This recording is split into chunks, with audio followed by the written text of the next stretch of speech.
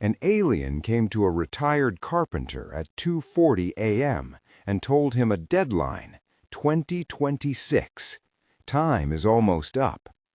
Picture the moment, a single lamp throwing an orange pool over a workbench, the smell of cedar and oil, the tick of a clock that had outlived its owner's circadian rhythm.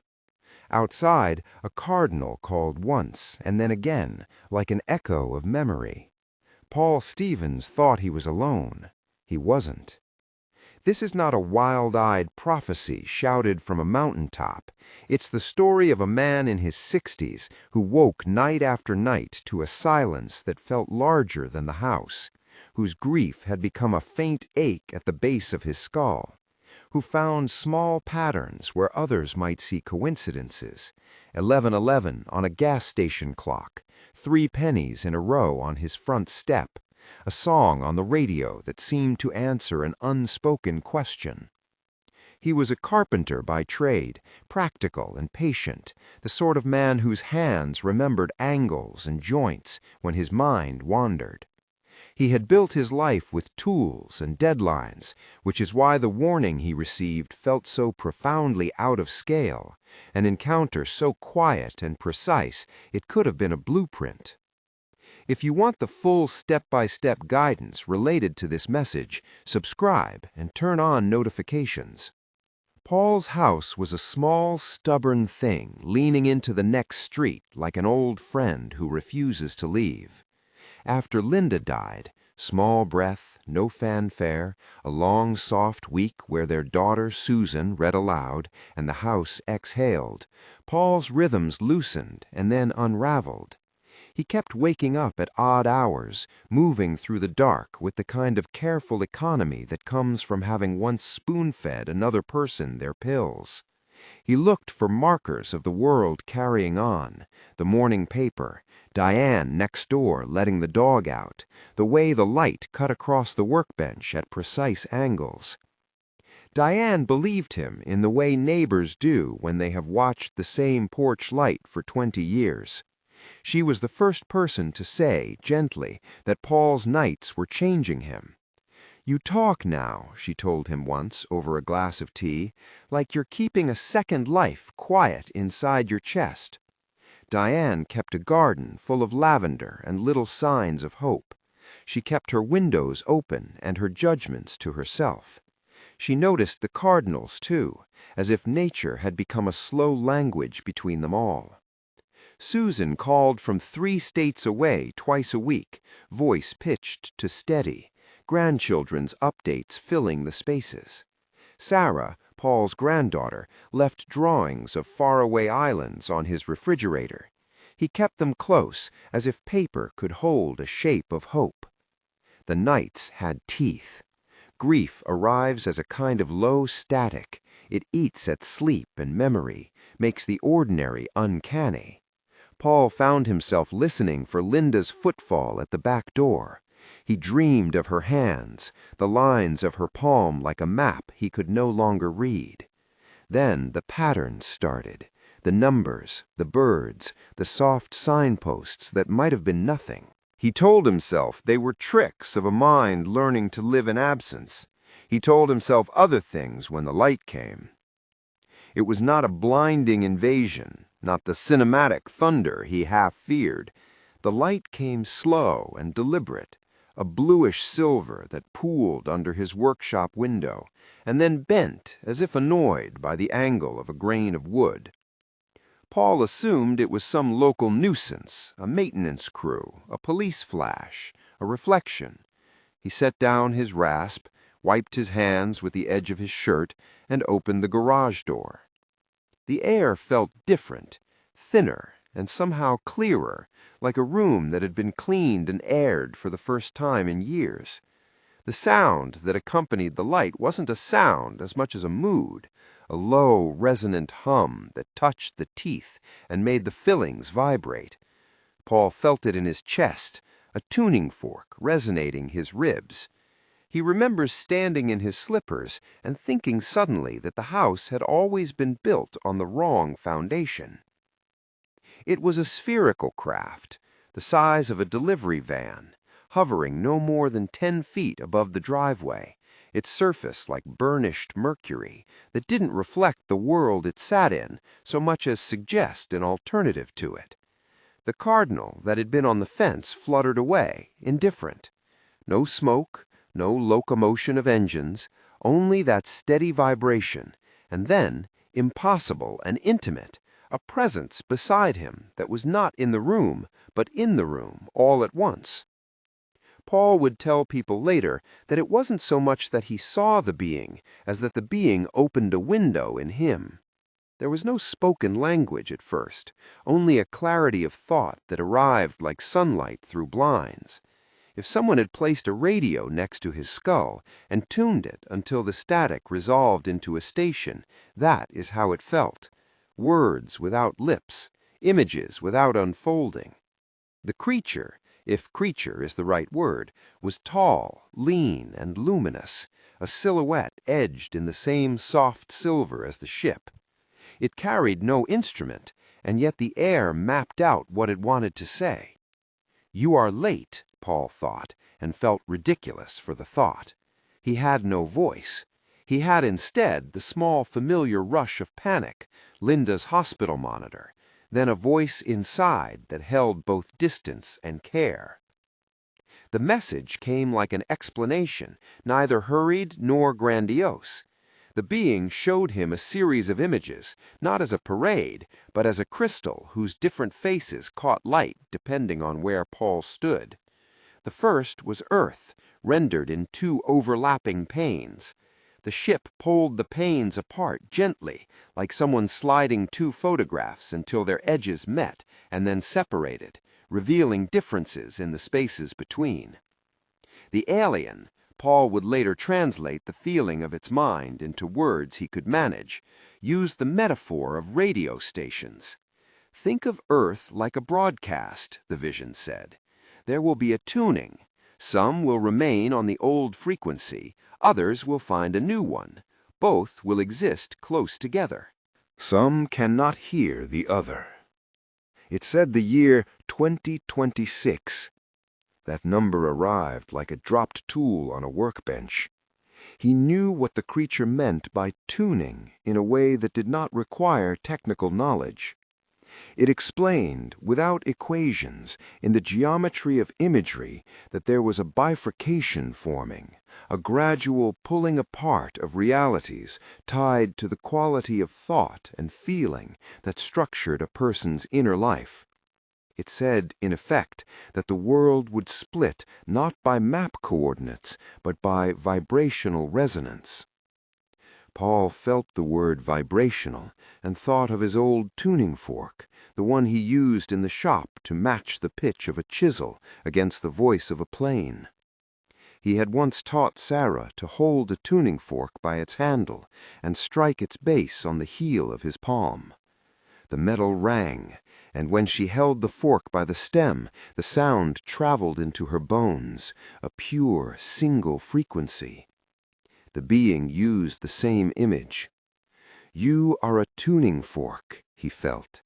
"The space you hold rings with what you allow yourself to become." Behind the lofted explanation came the images that would not let him go. The alien slid the panes further apart and showed him 2 worlds in quick succession, one where streets hummed with conflict and surveillance and a hardness at the edges of people's voices, another where people moved like a choir tuning to one another, less noise, more attention, less hoarding, more exchange. The first Earth was populated by people who carried fear in their posture, the other by people whose bodies were softer with presence. Paul wept at a detail neither of them lingered on for long. A child on the higher Earth learning to braid a neighbor's hair, a child on the lower Earth with a phone glowing in their face in a dark room. You will need to imagine these visions in color and scent. On the lower Earth, a metallic tang of smog and the constant buzz of notifications. On the higher Earth, rain that sings when it hits the soil, and a chorus of birds that answers prayers not with miracles, but with attention. The alien did not moralize, it showed, and Paul felt the moral weight the way a man feels gravity when he stands up on a ship. It is not a judgment, Paul felt the mind convey. It is consequence. Systems respond to frequency the way instruments respond to a conductor's hand. When it spoke of timelines, it moved like someone running a hand over a carved map. The change begins in 2026, the being conveyed. It is a widening. It will be slow by some measures. Seed time, not harvest. Between 2026 and 2033, there will be a divergence so that two adjacent ways of being become less accessible to one another. It used words Paul could condense into human terms: disappearances as divergence, families splitting into different signal ranges, memories that refuse to align across those divides, the Mandela-like slips people would shrug at with nervous laughter or mourn with a hollowed-out certainty that their neighbor remembered wrong. The being made it plain that this was not the sudden vanishing of people into thin air, as in movies, but more like two radio stations drifting apart until listeners on one frequency could not pick up the other without retuning. The metaphor calmed and terrified him at once. There were practical thumbnails in the vision as well. Cabinets of devices failing in a certain neighborhood while working in another. A map of human relationships showing lines thinning in some places and thickening in others. The planet itself breathing more easily in the images of the higher earth, trees that looked healthier and streams that were clearer. There was an underlying implication, the idea that vibrational change affects not only subjective experience, but the worn systems of society, without claiming any specific mechanistic law. Through the images, Paul saw faces. He saw Linda in a garden he had built for her, carefree, hands in the soil as if she had been young again. He saw Susan on a porch, leaning into the light, and Sarah, only half-grown, in a vision that felt like a promise and not a certainty. The images slid under his skin. He felt the tug of hope and the bitter knot of possible absence. The alien's message carried with it the suggestion that relationships could be strained by resonance, that people, once aligned, might find themselves out of frequency with one another. "You will not be alone in your fear," the vision said. "You will be alone in some kinds of choice." Paul thought of Diane's face beside his fence, soft and practical as she offered him jam she had made, and tried to understand how two people who had shared a lifetime of small courtesies could find themselves answering different radio dials. The being was careful. It was neither alarmist nor sentimental. It showed the consequences as a craftsman might point out the stress lines in a beam, what happens when you alter the load. That phrase, "what happens when you alter the load," became, in Paul's later telling, the pivot around which he measured his days. The alien said the window between recognition and the shift would be limited. You may lean the other way, it conveyed, but the architecture will not wait for all to change at once. Change is not retroactive. The calendar it offered felt small and precise. 2026 as the hinge, 7 years of separation as the slow unspooling. Paul asked in the strange privacy of being addressed without sound, "What can I do?" The answer came as an arrangement of small things, each held up like a tool to the light. The being did not promise an elevator or a gate. It offered practices shaped like habits, repeated acts that bent the pitch of a person.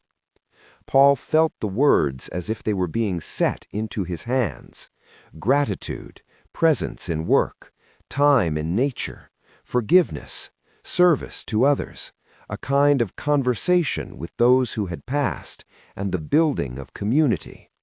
The alien called them choices that attune the human heart to a different resonance. They were presented not as magic, but as means, tunings, adjustments, the way you oil a hinge to smooth movement. He felt relief and skepticism tugging at his chest simultaneously. Skepticism was his first natural safeguard. Relief was a softer, more dangerous drug. The being, seeming to read the architecture of his doubt, used a simple metaphor: a radio dial and a tuning fork. There is no guarantee, it offered, in a way that felt like a blessing. There is possibility. You are not making a contract with fate. You are choosing which music to listen to, and that music changes the rooms you live in. The alien's way of showing things was strangely domestic. It did not present a cosmic tribunal, but an instruction manual and some example projects. It showed Paul something that mattered more than any abstract claim: the quality of attention. Work as meditation, the vision said. Speak like you mean it. Forgive for your ease. Give in small, consistent ways. Walk in the mornings and notice the soil. These were not liturgies, they were practical directives with immediate, low-cost application. The being did not say they would guarantee a place on one side of the bifurcation. It said simply that they raised the pitch of a life, the way oil raises the tone of a violin string. Paul came away disoriented and weirdly exhilarated. His palms still smelled faintly of cedar. The light had gone, yet the hum remained in the bones of his house. He could not be certain if the clock had skipped or if his ears had opened. He sat on his workbench and felt the old tools like a new choir before him. He did what men of his temperament do after a long shock. He tested the boundaries. He told no one at first. He patched the loose hinge on Diane's gate the next morning, more carefully than he usually would. When she opened the gate and saw his hand on the latch, she smiled as if some small thing had been mended in both their lives. He started to notice more cardinals than the winter before. He began to wake not always in dread, but sometimes with the afterglow of images, the two worlds overlapping like film frames. But the world around him held its own indifference. Paul was still a man with a lawn that needed mowing and an unpaid water bill. Reality insists on such things, even when the metaphysical seems to bend. He told Susan about the numbers and the birds, and she made soft noises that could have been support or concern. She lived far away and had bills and teenagers and a job that did not leave room for metaphysics. Sarah sent him a drawing of a spaceship with careful crayon stars and a tiny adult beside it with a label, Grandpa. Paul kept the drawing on the fridge because, if nothing else, it was evidence that imagination still lived. Diane, practical and curious in equal measure, sat with him on a late afternoon 2 weeks after the encounter. She leaned on the fence and listened without making the noise people usually make to fill spaces. "So," she said finally, "what would you like to do about it? If it's true, if these things are coming, what then?" Paul tasted the word responsibility. He had been a man who fixed doors, and suddenly the idea of change felt like work. "I don't know," he said, "but if there's even a sliver of truth, if the being's right, that means the days I have left should be spent differently, not shouting at TV, not hiding in empty rooms. Small things, that's what it showed me." And so he began to practice imperfection. He started with gratitude because it felt doable. 5 minutes each morning, a quiet list of 3 things he could name out loud without feeling foolish. The first day he said them, they were immediate and small. Coffee heated correctly, a postman who waved, a cardinal perched on the mailbox. He felt the old static ease just enough that he wondered whether the organism of his body listened to thought the way wood listens to water. It was not traumatic, no light flared. He simply felt softer about the day. In the nights that followed, more visitors arrived in his dreams. Not always the being, sometimes other presences that felt like echoes, and sometimes Linda's voice folded into the hum of a refrigerator. He dreamed of Susan laughing with him at a table in a home that felt both owned and borrowed, of Sarah handing him a cup of tea as if she had always known to do that. He woke with the taste of these things, unsure whether they were memory or possibility. Not everyone who hears this story will accept Paul's account as literal. Consider instead the functional truth of his transformation. A man grieving found small rhythms that gave his days structure and brought him a degree of peace. Whether you view this as an encounter with extraterrestrial minds or as a psycho-spiritual episode born of sleep deprivation and longing matters to how you interpret the edges, less so to what he did with the experience. The difference between a life lived in fear and one lived with attention is not simply philosophical. It is visible in how people tend to their homes, how they answer the phone from family, how they step outside and notice the moss on the stones. But that was not the end of what he was shown. The being made a practical warning, framed as an invitation. The year 2026 is when the current begins change. The being did not say everyone would be saved or lost. It said that the separation would be gradual, and that what mattered was the direction of a life, not the instant perfection of it. After the encounter, Paul found himself noticing signs of misalignment in his neighborhood in ways that chilled him. A woman 2 blocks over, someone he had waved to for years, stopped answering his greetings as if she had suddenly become distracted by a constant feed of something on her phone. The local shop's Wi-Fi acted strange at times, dropping transactions only in the afternoons. Diane mentioned a cousin who had begun to insist that their childhood had included a white porch swing, while Paul distinctly remembered green. These were small Mandela-like slips, and their frequency increased enough to make him sit up. He recorded things in a notebook. He did not call the university or the news. He wrote facts and impressions that were meant to be a ledger of noticing rather than proof. The ledger comforted him because tools settle the hands anxious for order. Paul's nights began to be perforated by what he named later as symptoms, not diseases, but markers of friction between signals. He would awake certain mornings to find an object moved a degree to the left. He would recall a conversation that others in the room claimed had never happened. Once, he swore he heard Linda's laugh from behind the shed, and when he went to look, there was no one. Twice, his old wall clock stopped at 2:40 and then restarted. He did not interpret these as supernatural confirmations, only as more pieces to his puzzle. Then, a month after the first visit, the being returned. The sphere hovered at the same height, the hum familiar now enough to be almost friend-like. The second visitation was not a repeat, it was an expansion. Paul opened the garage with a slow care, his hands as steady as a man about to touch a delicate object. He felt like someone who had learned the steps to a dance by watching the floor, sometimes with only 2 of the moves in place. The being's presence felt more personal this time. The light was cooler, the hum deeper. It offered pieces of a map, small and precise. There were cautions. Do not abandon your responsibilities. Do not assume this is an instant passport to consolation. There were images meant to prime his hands for work. A community table where neighbors shared meals. A small clinic where volunteers offered basic care without fanfare. A circle in which people spoke their small truths without being shamed.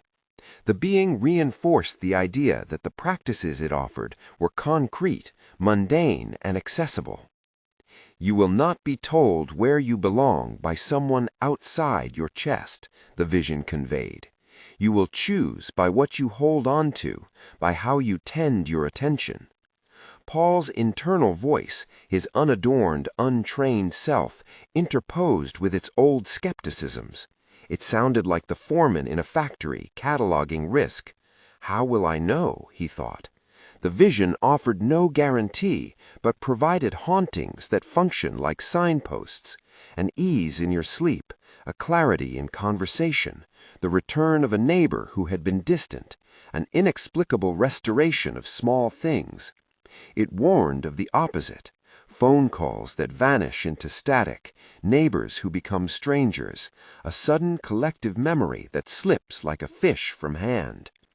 He left that second meeting with a feeling like a newly planned project. He began to create routines that were less about escaping fear and more about training attention. He mended things he had let go, a chair leg, a fence post, a promise he had half kept to Susan to come for dinner once a month. He began, in a clumsy and tender way, to practice the things the being had suggested, because what else does a man do when the world hands him a new set of tools and the instruction to use them? The practice began small and imperfect. He would count 3 things he felt grateful for before he rolled out of bed. He would treat his early morning carpentry as a kind of prayer, letting the plains sing just long enough to notice the wood's voice. He walked in the nearby wood for 20 minutes most mornings and noticed the hush that falls on leaves and dawn light. Each of these actions felt like the adjustment of a lens. They did not change things overnight, but they altered the way he perceived them. He could feel the edges of his grief fray into something less brittle. There were times he doubted the whole affair and wanted to laugh the whole episode off as a sleep paralysis event or an odd dream co-opted by desire. He had been alone a long time, and loneliness is a fertile field for the production of meaning.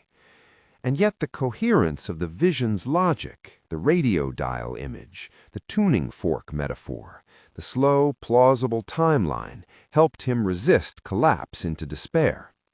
Practicality anchored him. It always had. As months passed, small synchronicities that he had learned to notice increased in frequency. The phone would ring when he had been speaking Linda's name in the kitchen. Diane would call at the same minute he had thought of her fence. Susan would show up on a day when Paul had cleaned out Linda's closet. He recorded these in his notebook without fanfare, as if by cataloging them he could guard against the temptation to craft a myth out of pattern. Still, the patterns persisted. He felt a widening sense of implication, that small acts layered over months might tilt the balance in ways that would be visible to him, perhaps not as proof to the world, but as a private confirmation.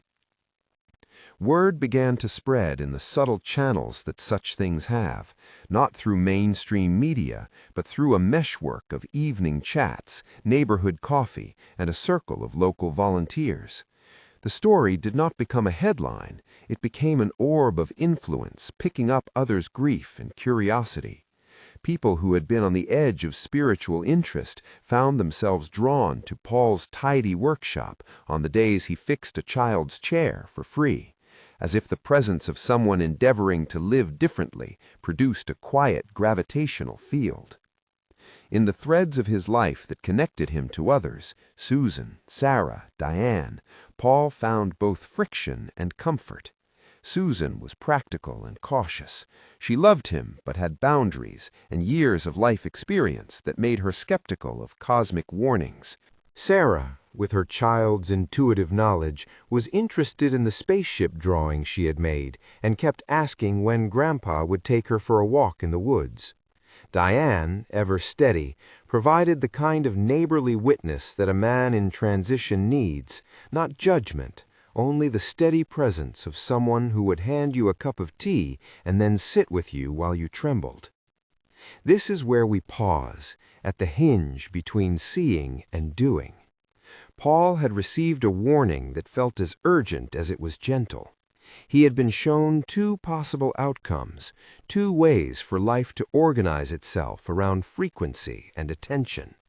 He had been offered a set of small practices and the image of a narrow window, 2026 as the beginning, 2033 as a horizon of divergence.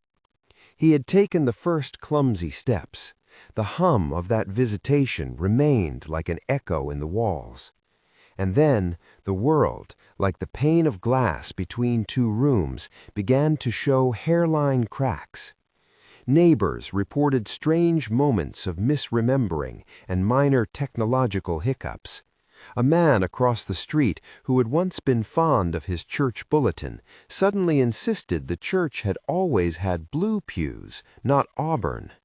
A teenager in a nearby school posted a video of a park where fountain ran dry, yet had grown lilies overnight in a place where lilies had not been planted. The city fixed a bridge that Monday, and the repair crew swore they had never seen the broken plank in the first place. People shrugged, joked about climate stress, blamed inattentive contractors. But for Paul, who had been shown both realities in the round face of a being that spoke without words, these incidents were uncanny harmonics of a larger shift. He did not tell many people the detail that aided him. The being had said the window between now and the beginning of the change was limited. He felt an urgency that he could not in good conscience fashion into panic. Urgency must be coupled with method. He began to assemble his days like a craftsman preparing a joint, measured, intentional, not certain that the joint would outlast the house, but confident that good work mattered regardless. One evening, as fall began to bruise the trees, Diane knocked on his door and carried with her a stack of envelopes. A neighborhood fund had raised a little money for the food bank. She wanted Paul to help take the boxes down to the truck.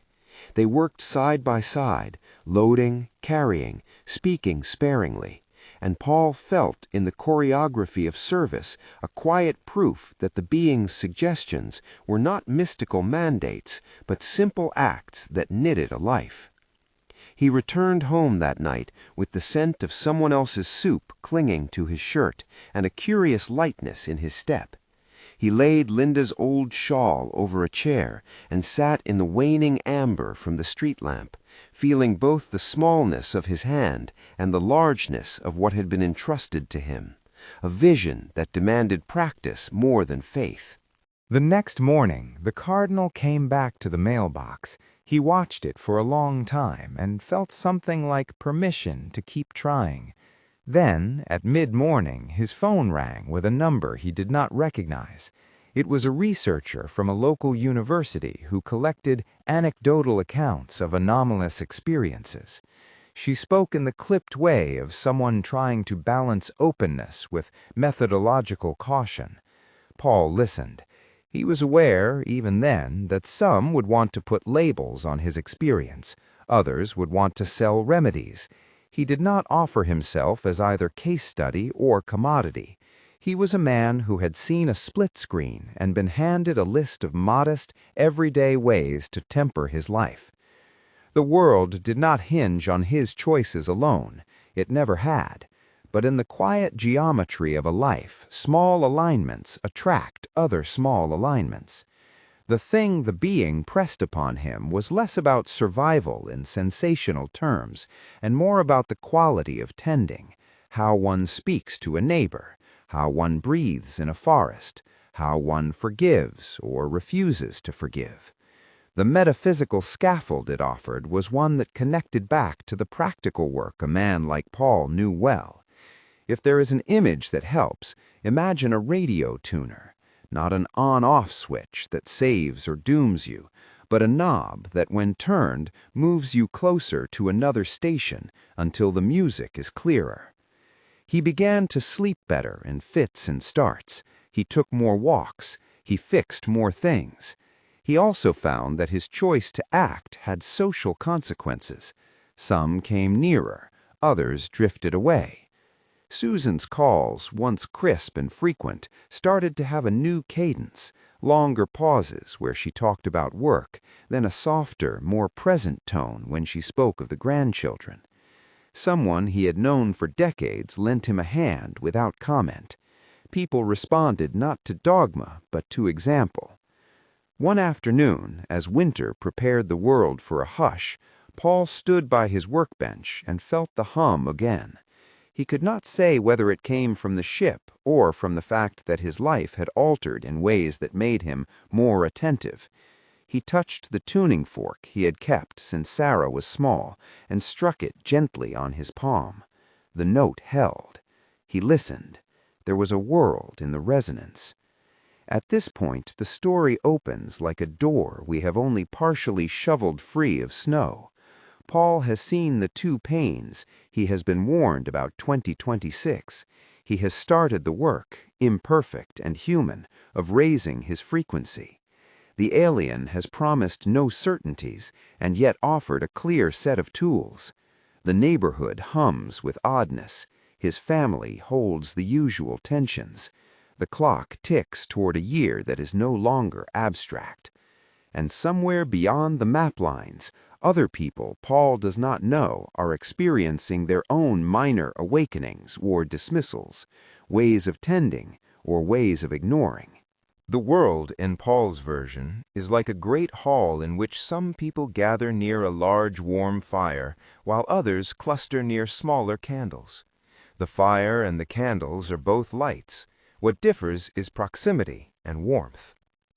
On a late night, not long after the second visitation, Paul stood at the threshold of his garage and felt the air shift.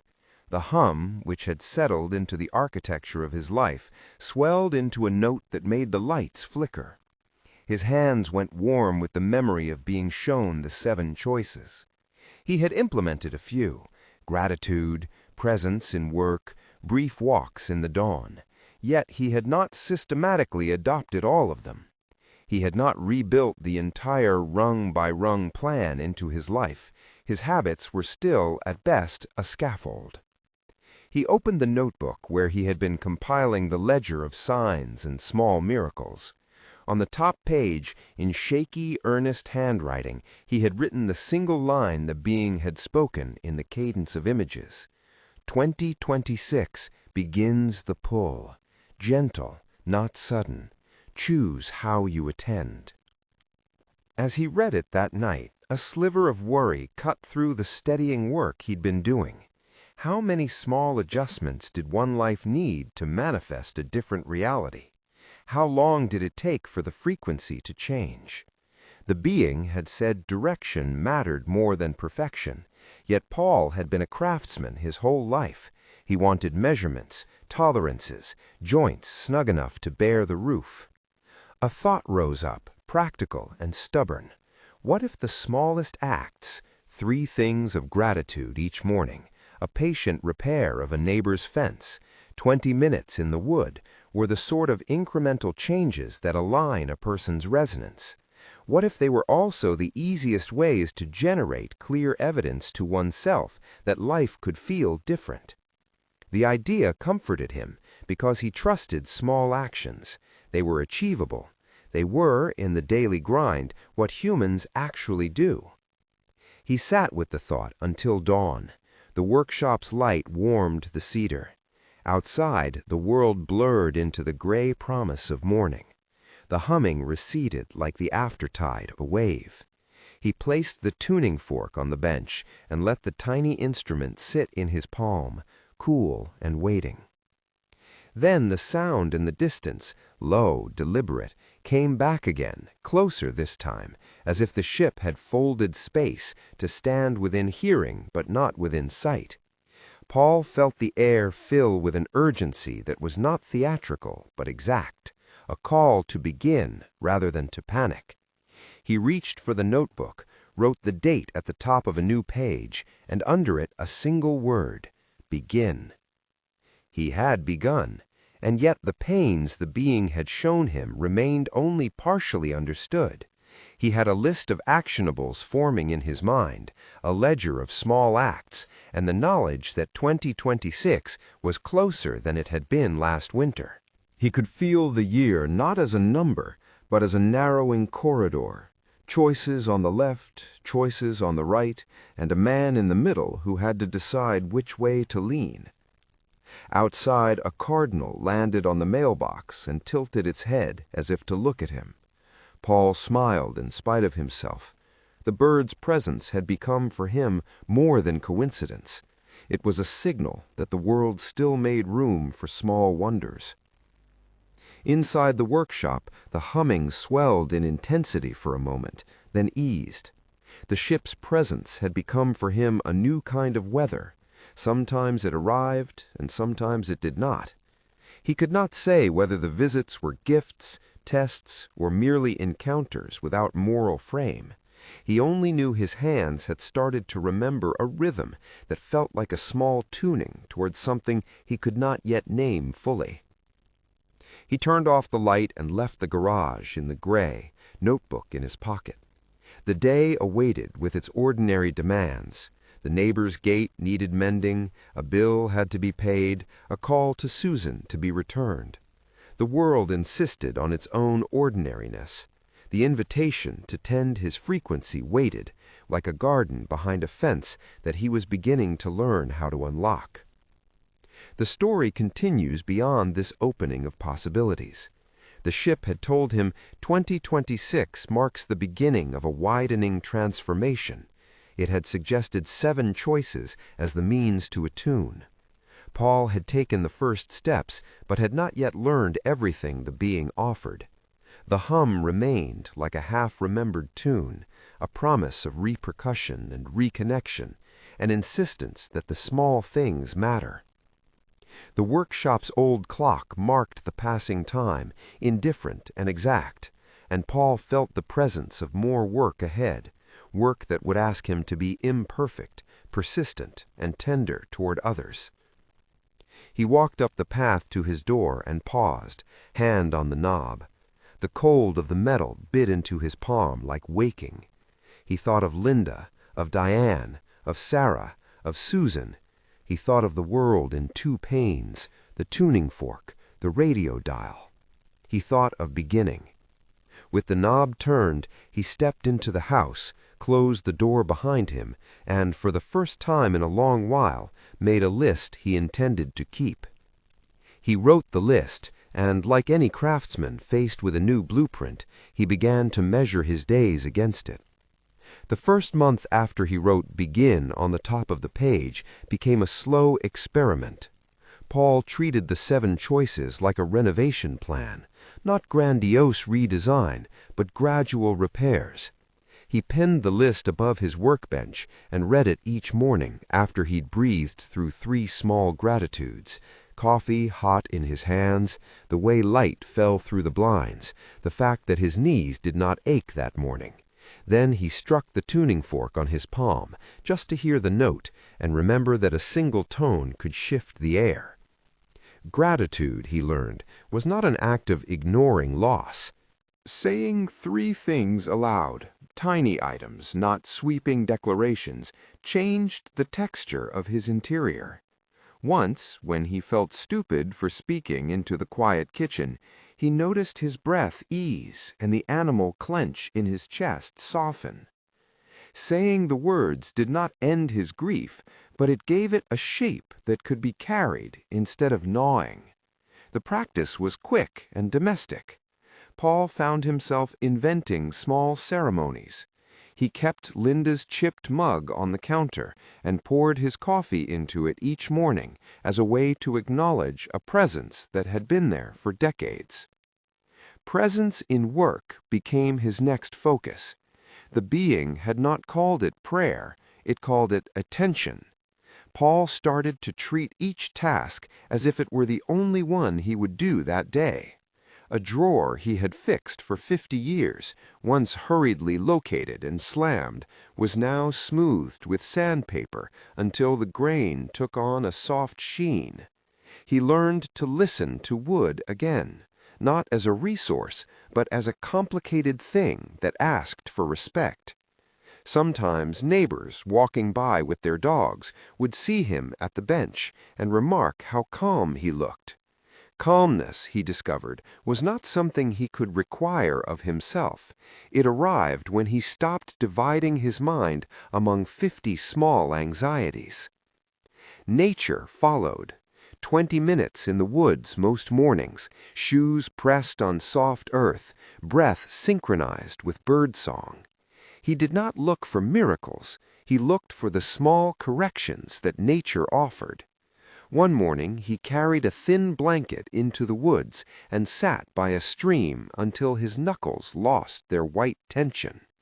He watched a moth beat its wings and felt, absurdly, the grief in his chest loosen as if someone had untied a knot. The being's image of rain that sings when it hits the soil stayed with him, not as prophecy, but as an invitation to listen differently. Forgiveness, especially self-forgiveness, became work with a kind of grit. Paul had kept a ledger of moments he wished he had done differently, an unreturned phone call, a tense answer to Susan, the way he sometimes let impatience thin his attention. He learned to speak aloud into a chair at night and name a wrong without excusing it, then to place his hand over his heart and say he would try to do better tomorrow.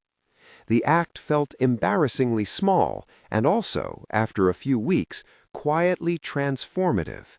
He found that when he forgave himself for being human, he had more room to forgive others. Service looked like mending a child's chair for free, showing up at a neighborhood food drop-off, and repairing small things for people who could not afford a new bolt. He did this in ways that did not make a spectacle. He fixed Diane's fence again after a storm because it needed it, not as outreach or conversion. The neighborly trust that returned over these small repairs was the real currency of the practice. People began to notice, not because Paul proclaimed a new way of being, but because their days became softer when someone quietly carried a load beside them. The practice of conversation with those who had passed, less a seance than a practiced receptivity, was the hardest. Paul set aside 10 minutes each evening to sit in the chair Linda had once liked and to invite what he called remembered conversation. He did not demand answers, but allowed memories to surface. The way Linda hummed when she ironed, the particular scold she used when warning against soaked bread, the precise way she laughed at a bad joke. At times, the phone would ring during these minutes with a call from Susan. Once, in the middle of such an evening, he felt a warmth on his arm and smelled rose soap, a familiar cue that made his throat tighten. He did not claim that the smell was proof. He simply noted that his heart moved differently afterward. And then community.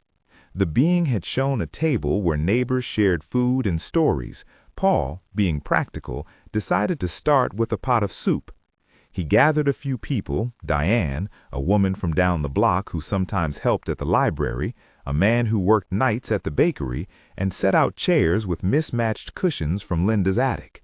They ate and did not talk about the bifurcation or the ship. They talked about tomatoes and bill payments and the old elm tree in the park. It was ordinary and profoundly steadying. As the months accumulated, the practices stitched themselves into a routine. He missed days, he sometimes felt ridiculous, he sometimes went back to old habits. But because the choices were small and practical, they were also forgiving of failure. You could forget to walk one morning and make it up in the evening. You could have a bad day and keep the gratitude practice for that night. The being's insistence that direction mattered more than perfection became an actual operational principle in his life. Take the edge off the despair, tilt toward attentiveness, keep trying. Synchronicities, which Paul previously cataloged like curiosities, increased and took on a pattern he could not easily ignore. The sort of thing that used to delight him occasionally now happened with more frequency and a softer touch. The radio would choose a song that seemed to answer a worry in his chest. Diane would arrive with strawberry jam on exactly the day his pantry felt empty. Sarah's drawings on the fridge became more elaborate. One showed him and Linda walking in a park with a circled cardinal above their heads. He did not convert these into proof, he used them as motivation. The ledger of notes under observations grew thicker, not as evidence, but as a private map of what it felt like to live when you were attentive to small things.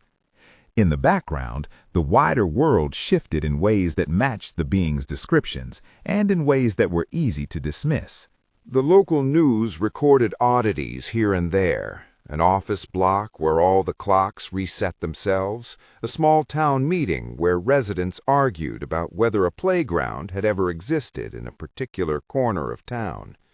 Paul read these reports with a cold curiosity. He was careful to frame them as reports and not proof. The being had never said the changes would be obvious to everyone all at once. It had always described a widening. Then, as winter light thinned into early spring, he noticed the first social frictions. Two families on the block, long friends, stopped sharing lawn tools.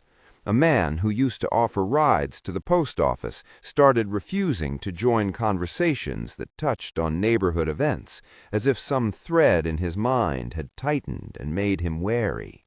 Susan's calls became more infrequent, shorter, and then occasionally delayed for a week. He felt, not for the first time, the risk embedded in the being's words. The shift might create rifts between people who had once stood close.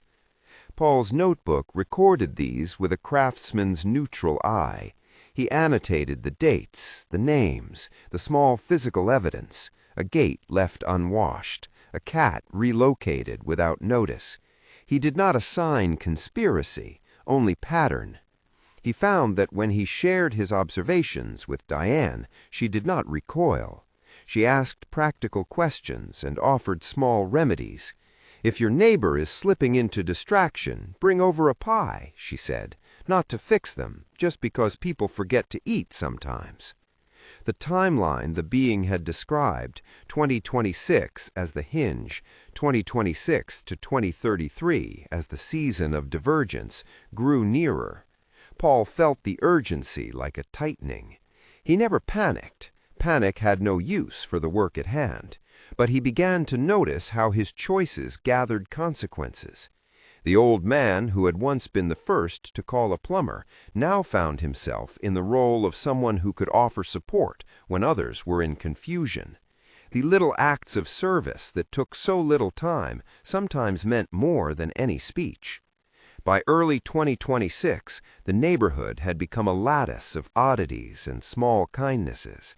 The kind of disruptions the being described, communications that failed in one street but worked in another, family members with misaligned memories, began to register more frequently. There was no dramatic mass disappearance. The world did not fold like a stage backdrop. Instead, it felt like someone had rearranged the room while people were half asleep. A bakery 2 miles down stopped receiving online orders from its usual supplier for a week. A man in Paul's book club insisted a bridge had always been painted blue when everyone remembered it as ash. At the bus stop, a woman argued that the words to a popular song had always had an extra verse. The effect was disorienting enough that small gatherings of neighbors began to meet and compare notes, not to panic, but to support one another through confusion. "Have you seen this?" someone would say, showing a picture on a phone of a faucet that seemed to flow uphill. The responses were not uniform. Some laughed, some worried, some shrugged. Paul found himself in two roles at once, a witness to oddness and a steward of ordinary support. He began to volunteer at a community center he had once passed on his morning walks. There, people came for sandwiches, to get help with forms, to sit in a space where someone would listen. Paul listened. He did not preach about frequencies or ships. When people mentioned disorientation, he offered what he knew: a cup of tea, a repaired chair, a walk in the park. He had learned that the being's practices were not exclusive. They were simply ways to tend to the heart that could be applied by anyone, regardless of whether they believed in the ship. Among the bigger signs the being had described was the way technology might falter asymmetrically. Paul witnessed this in small human ways. On certain afternoons, his old landline would disconnect and then work perfectly for Diane, whose house sat 3 doors down. Once, a local clinic reported a brief outage of their patient database that baffled technicians. The records surfaced 2 days later with no explanation. When he told the university researcher that had called months ago, she was careful with language and asked for dates. She sent him a simple survey with boxes he could tick. Paul filled it out, knowing his ledger would be another small data point in someone else's larger pattern. In the spring of 2027, the being's imagery of family divergence sharpened into something he felt at home. A conversation with Susan, one that had been going smoothly for several months, suddenly grew jagged. She would bring up an event that Paul remembered clearly as occurring in one way. She would insist with confidence that the event had happened differently. The edges of their memories would not meet. It was not a cause for immediate alarm, but it was a knot in the ordinary web of their relationship. He learned to respond without accusation. "Memory is strange," he would say, and then he would ask how she was doing in other ways, pressing on smaller threads: her sleep, the children, the lawn. Over the next months, some relationships deepened and others loosened. Sarah grew more interested in Paul's walks in the woods. She spent afternoons with him looking for birds and learning how to press leaves into scrapbooks. She asked questions that made his chest ache in the way that small children do. They love with a boldness that is both tender and disarming. Her presence was a proof of life that felt like balm. Yet the being's warning was not a threat of punishment. It was, in Paul's retelling, a schematic. Choose to practice attention and compassion, because the world responds to those qualities in ways that, if nothing else, make daily life more livable. He remained careful to narrate the absence of absolutism. The ship had never promised that every person who did the practices would find some metaphysical ticket to paradise. It offered a possibility, not a guarantee. Paul never stopped repeating that nuance to anyone who asked. As 2028 moved in, more organized responses began to emerge. Small groups convened in community centers and churches, not to proselytize, but to learn simple techniques: short guided walks, basic conflict mediation, tables where people learned how to mend clothing for free. A neighbor who had been a retired nurse started a weekly clinic to help with vaccines and basic checkups for people who lacked easy access to care. These were practical human responses, resources for a world that felt at times less predictable. Paul found himself more comfortable in the role of craftsman than preacher. He taught a class at the community center on basic carpentry and invited young people who needed a job skill. He would begin each session with a minute of silence for the people in their lives. No invocation of doctrine, only the time to steady breath, and then hands would go to wood. The students learned to plane a board, and perhaps more importantly, to see that work did not have to be a frantic scramble. Their attention to small things produced furniture that would last. There were setbacks.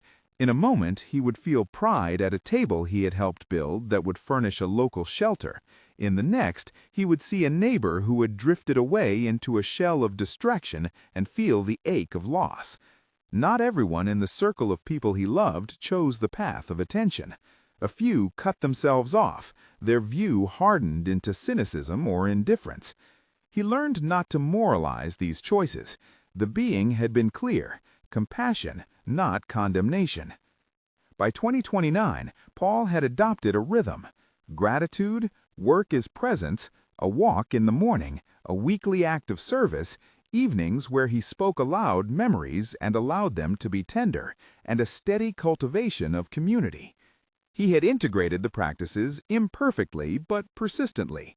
The ledger of small signs, calls, songs, birds, had become less a collection of curiosities and more a map of living that felt fuller than any ledger had before.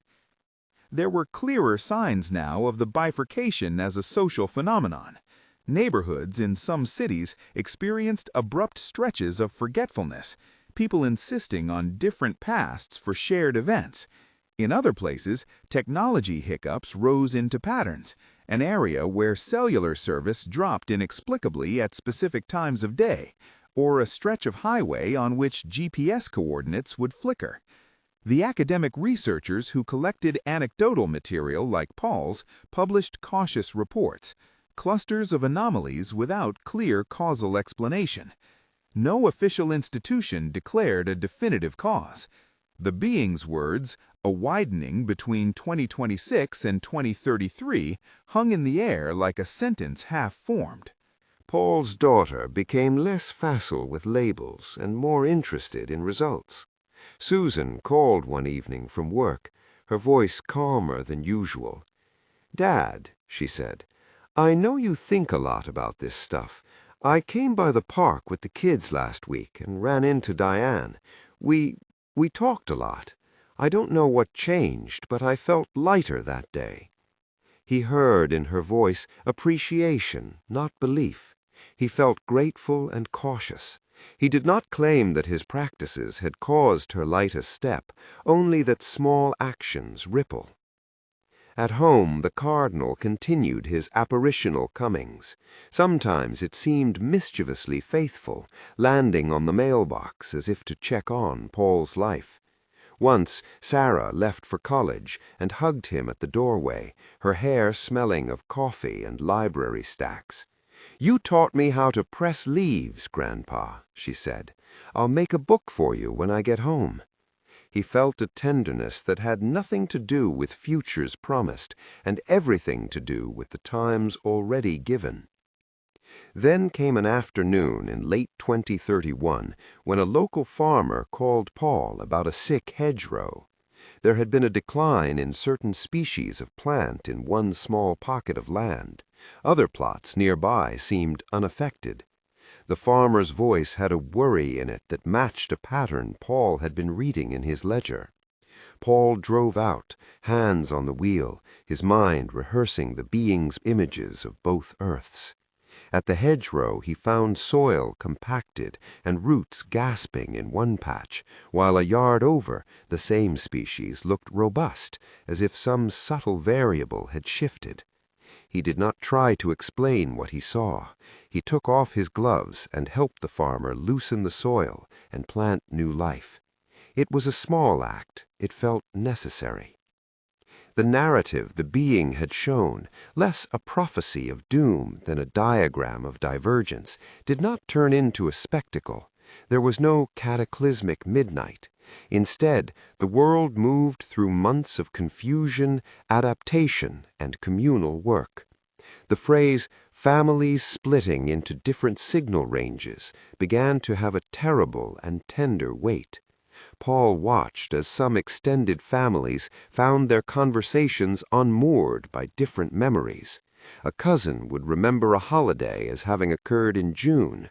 Another would insist it had been in December. In some houses, this became a source of argument. In others, people learned to sit with contradictions and to honor each other's memories without conceding empirical facts. People asked Paul for advice on how to speak to loved ones who seemed to be drifting away. He gave them the same counsel the being had offered: small, steady presence over time, acts of care without coercion, the cultivation of listening over correction. You can't change someone by telling them they're wrong. You change the shape of your own life by holding the light steady. Sometimes the offering of steadiness invites others to join. A handful of more dramatic incidents did occur, brief disappearances reported in news cycles in scattered towns, people who stepped away for a week and returned later with no memory of where they had been. But such stories were never frequent enough to become consensus reality. The being had made clear that disappearances would be more like divergence than vanishing, people slipping into different ranges of attention and memory. Paul treated these accounts with sober curiosity. He wrote down dates, spoke with neighbors, and stayed available. On a personal level, perhaps the deepest shift was the way Paul's relationships reformed around attention. Where once conversations were transactional or perfunctory, they grew in places into genuine exchanges. Susan began to call more regularly on Sundays. She and Paul started a ritual, a brief check-in about the week, a sharing of one gratitude and one small annoyance. It was not therapy, it was simply conversation repurposed as a practice. It allowed both of them to feel seen without dissolving into debate. They did not solve the big problems, but they found a stable seam of contact. In 2032, the hum became, in Paul's life, less a literal sensation and more an index. When the hum felt nearer, he tended toward service and presence. When it felt absent, he took it as a cue to keep practicing anyway. The ship occasionally returned in visions that knitted what he had been learning into more coherent storylines. In one such visitation, the being showed him a circle of people at a table in which small daily practices had become shared habits. These folks were not angels. They were ordinary people who had learned to tend their attention with small acts and who supported one another. The being's presentation of Gaia, the planet as a living interlocutor that responded to the quality of human attention, remained a speculative metaphor in Paul's mind, but it became a useful image. Tending the soil tended the world. Paul's own fear ebbed. He had been anxious in the early days because choice had felt cosmic and his person small. Over years, he learned that sustained small acts could create a different kind of confidence. The point the being hammered home, direction over perfection, was easier to live than to preach. He accepted that some people he loved might choose otherwise. He accepted with a craftsman's sorrow that not all joints could be reinforced. Then the year 2033 arrived as an unremarkable calendar page turned, and with it the being had said the divergence would largely have unfolded. The landscape did not transform into two neat planets. Instead, the world tightened into clusters of difference and pockets of continuity. In some neighborhoods, people lived in rhythms of patience and mutual repair and had built small systems for supporting one another. In others, networks frayed and attention became a scarce commodity. The result was messy, human, and not easily reducible to either triumph or disaster. Paul observed these outcomes with the same practical tenderness he had used to tend a fence. In his neighborhood, the patterns he had helped seed, community meals, repair circles, a little clinic, had grown into small institutions of habit. People who had once shrugged off neighbors now borrowed ladders and returned them clean. Diane led a garden group that brought together folks of different ages, and the garden's produce supplied the food pantry each week. These were not miracles, they were practical repairs that created resilience. Susan and Paul grew closer in a quiet way. There remained tension, but the rubs of daily life were worn down by repeated, steady contact. Sarah, in college, sent him an envelope full of leaf rubbings and a note, "Thank you for noticing things with me." That note felt to Paul like both a reward and a challenge to keep noticing. By then, the alien's original message, that 2026 marked the hinge, had become for him a timeline that both terrified and humbled. He had been spared the need to decide the fate of anyone but himself.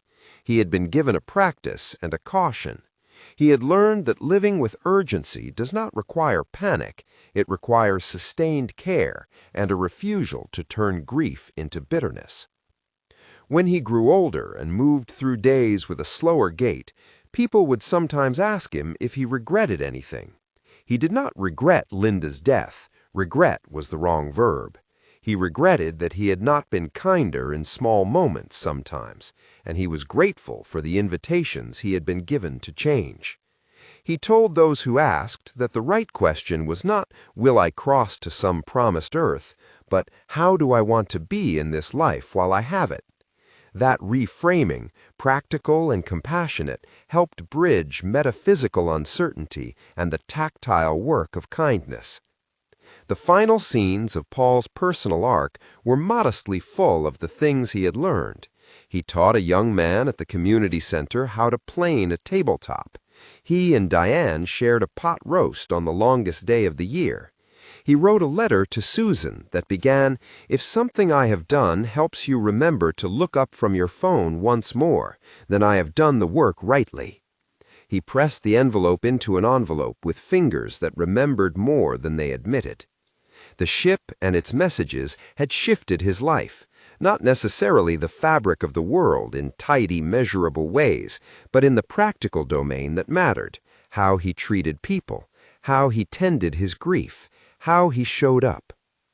The being's prophecies about certain markers, family splits, Mandela-like memory slips, asymmetrical technological failures, had played out unevenly and sometimes subtly. They had not produced a single narrative of salvation and ruin, but rather an extended experiment in what human communities would do when faced with unusual fracturing events. In Paul's part of the world, the answer had been a patchwork of care. At the same time, he never stopped being humble about the limits of his knowledge. Whenever someone asked if the practices guaranteed passage to a higher earth, he replied with the same care he had learned from the ship, "There is no guarantee, there is direction." He emphasized responsibility. Keep your doctor's appointments. Follow the law. Seek help when you need it. The alien had warned him against reckless belief. He relayed that caution to others. Toward the end of his years, something shifted in the small geometry of his life that felt like grace rather than vindication. Susan came home for a week, bringing Sarah and a new partner whose laugh blended easily with the family's old tones. They ate at the table Paul had made with neighborhood wood, and conversation threaded easily through politics and recipes and the mundane pleasures of living. There were moments when Paul felt the two pains of the world overlap in tender ways. Linda's favorite song played softly on a neighbor's porch. Sarah braided a neighbor's hair for practice. The cardinal landed on a windowsill and seemed, briefly, to pause. Paul thought of the being and of the map it had shown him, two Earths near each other, not as enemies, but as possible ways of organizing attention. He continued to practice the 7 choices imperfectly. He reminded others that what mattered was the orientation of the heart. He said often, to anyone who would listen, that a single minute of gratitude each morning and a 20-minute walk in nature were things you could start with now. He did not promise that such acts would secure metaphysical transit, only that they could change the shape of your day and, possibly, the days of those around you. On a clear evening in early autumn, when the light had a particular brassiness to it, Paul sat on his porch with his notebook. He read back through the ledger of years and saw the enormous smallness of what he had done. Fixed hinges, mended gardens, cups of tea passed hands to hands. He had felt the narrow corridor of choice tighten toward 2026. He had worked through the years of divergence, and he had found ways to build connections where possible. At the very end, he took a pen and wrote a short note to anyone who would read it. "Time is almost up," he wrote, not as a scream, but as the final marking of a craftsman's schedule. Then he added, "Begin with one small thing." His story, in that sense, fulfilled the warning without succumbing to doom. The alien's message about 2026 had been the engine of urgency. But the engine's work, as Paul lived it, was not to frighten people into frenetic action. It was to invite them into a practice of attention that rendered life more tender and more purposeful. He held the paradox. Urgency need not equal panic. It could, instead, be the pressure that forces a man to finish his act of care.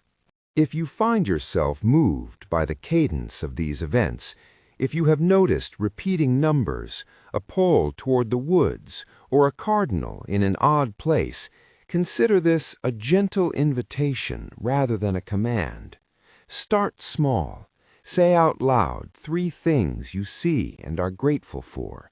Walk 20 minutes and notice a leaf. Call someone and ask how they are, and then truly listen. The being never asked for perfection. It asked for persistence. There are still questions without clear answers. There remain people who interpret the changes as social phenomena, others who insist on techno-explanations, and some who speak of none of it at all. Hold your inquiry gently. Hold your loved ones more gently. If this story has echoed something in your life, share a single moment of synchronicity in the comments. If you would like guided support, practical templates for the 7 practices, or a short workbook to help structure daily attention, the pinned resource contains an optional guide and way to access deeper coaching. No promise is made beyond shared tools and company on the work, but you do not have to walk alone. An alien's message told Paul about 2026 and a narrow window to tend attention.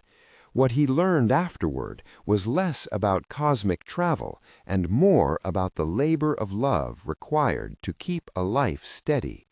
Time is almost up, so begin imperfectly and persistently with one small thing today.